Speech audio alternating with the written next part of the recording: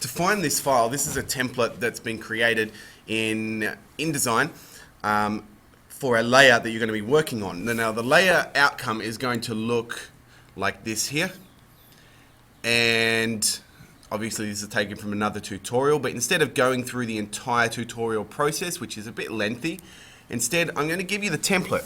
Now this template here that I've created already has the text frames added in. It's already got some image frames added in where the images are going to go, and it's got a box in the background for some color. But there's other components that you're going to be adding in and putting into proper positions, placing images in the document to work with. So this has already had a layout designed for it, and this is generally how a lot of people work in InDesign. Design the layout first, then import the content. To start with, we're going to go File and Place. If you're in Year 10, then you'll find the files in the Year 10 Digital Tech folder, InDesign, Newsletter. And if you're in Year 11, you'll find them in the Year 11 Digital Technology folder, Game Marketing, InDesign, Newsletter. The first image we're going to import is the border image, and click Open. This is an Illustrator file, and we're going to go from the bleed, which my bleed is quite large, so I might have to see if I can change that layout.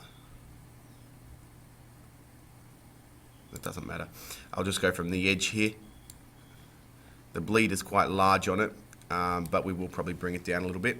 And I'm just going to bring this down to so that the jigsaw effect here is just past the top margin. Okay, so it's just past that top margin.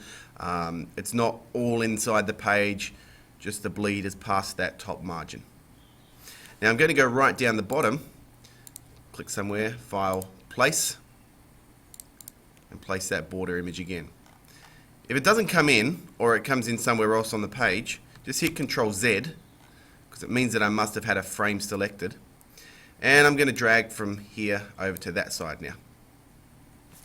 Now I'm going to rotate this around so it's facing upwards. So at the top here, there are two buttons to rotate, left and right. I'm just going to hit it twice and then move it so that the jigsaw is once again just above that bottom margin. Because I made the bleed so large by accident on this one, we can afford to leave space out of it. Now in this area here, I'm going to type in the text trendy company. Now, as you can see, for me, it's already set up with the right font and style. For you, it probably won't be. So what you're going to need to do is to go Paragraph and center that right in the center. Then you're going to need to go Character and change the font to Canter, C-A-N-T-E-R. The style will be light. You'll see there's three styles and we want the light one. The font size, 83. These other things should automatically occur. Now going down a bit, there's actually a box here, or there's no box here, sorry. If I zoom in, there are two lines here, and these are already been made the right color, so we won't worry about that. But in here, October newsletter. So I'm going to type October newsletter in there. You're going to need to center it.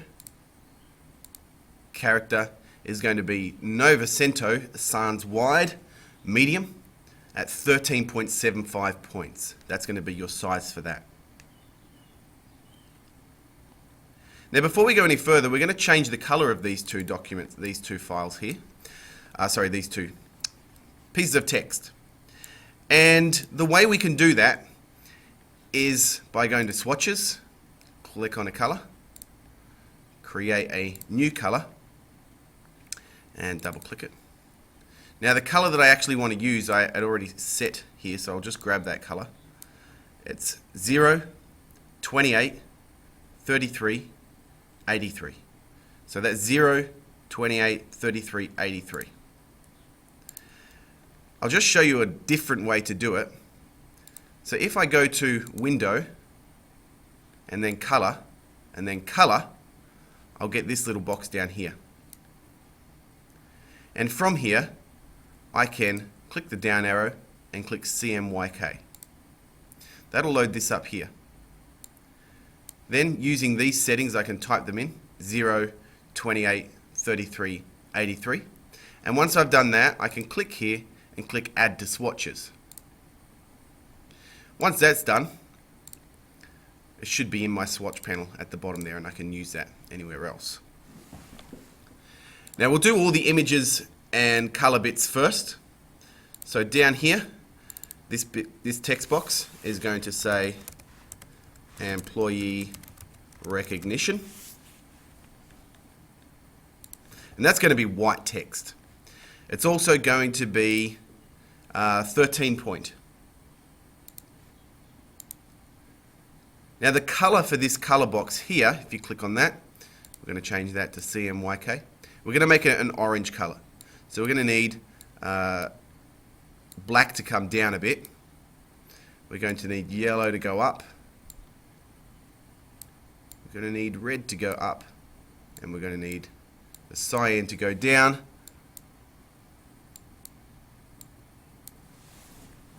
And that's not quite the color I'm looking for, so we'll keep playing around with these little sliders. Turn black down a bit more. There, that looks good. So cyan at 0, magenta at 68, yellow at 76, black at 5. I'll add that to swatches so I can use it again.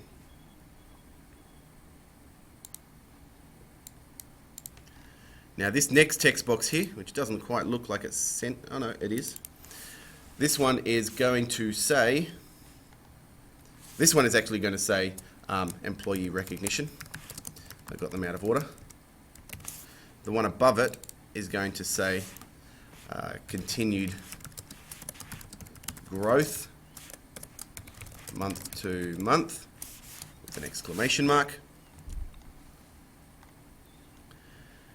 And the color of this box here, I'm actually going to use that swatch and make it that brown color. And the color of this box here, I'm going to make it the orange color. So if I zoom out, this is what I should have so far.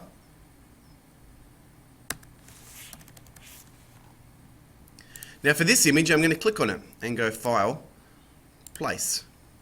I'm going to pick the pie graph and click Open. It'll actually place it directly in there. Then this one I'm going to click File, Place, pick the column graph, and this one I'm going to click File, Place, and put the pie graph in there. From here, I'm going to need to make some modifications to this, because when I hit W, you can see there's this black box around it. That might be okay. It's not really what I want.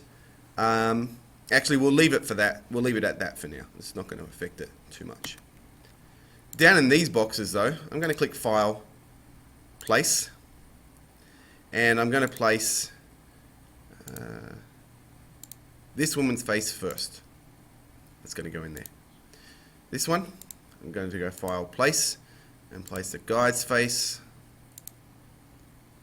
And this one, File, Place, place this woman's face in there. Now, if yours come in looking like this, fit content to frame. If they come in looking a bit like that and you want to zoom in,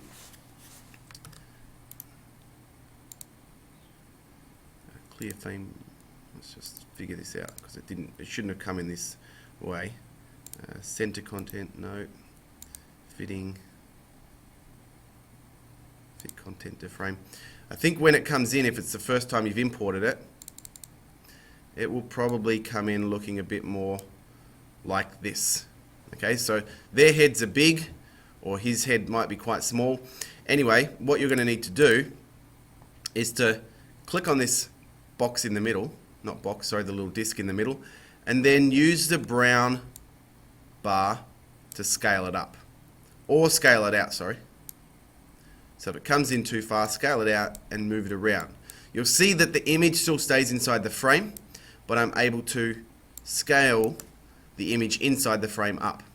So this guy, when he comes in, I think comes in and it's kind of like this maybe, and he looks a bit smaller than the others. So there's a few ways to fix this as well. You can also right click fitting and fill frame proportionally. So that'll fill the frame up but keep him in proportion. And this woman's head's just bigger than the others, so we'll have to deal with that. So the next thing to do is to add in text. This text here, what we're going to add is using those margins. I'm going to add a text box that spans from this left side to the right margin. And I'm just going to fill this with placeholder text.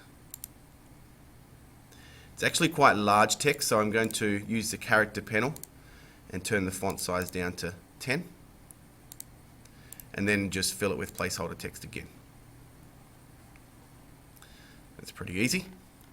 The bit at the bottom though, we're going to use a text box to fill this out, starting from that blue bar and just going just above those blue little chevron things down the bottom. This time, instead of filling with placeholder text, I'm going to click File and Place, and I'm going to use text for doc.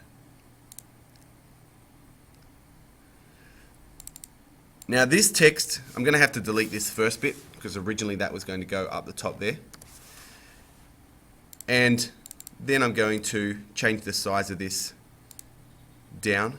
I'll leave it at 11. And for each of these different bits here, I'm just going to add in a column break. Now just off the top of my head, I'm not quite sure where that is. So I might stop the video here, and you can save your document, and then in the next video we'll take a look at laying this text out, positioning it across 3 different columns. Actually what you'll want to do is change that to 3 columns so that you've got the text in 3 different columns. We could just hit enter to go to the next column. That's the bad way of doing it. There are proper column breaks that we can include here, and we're going to format this text and add some styles to it. So I'm going to save this, not this one because that's the template that you'll be working on. If you don't have the fonts, by the way, it's probably I should have said this earlier, just let me know so I can install them.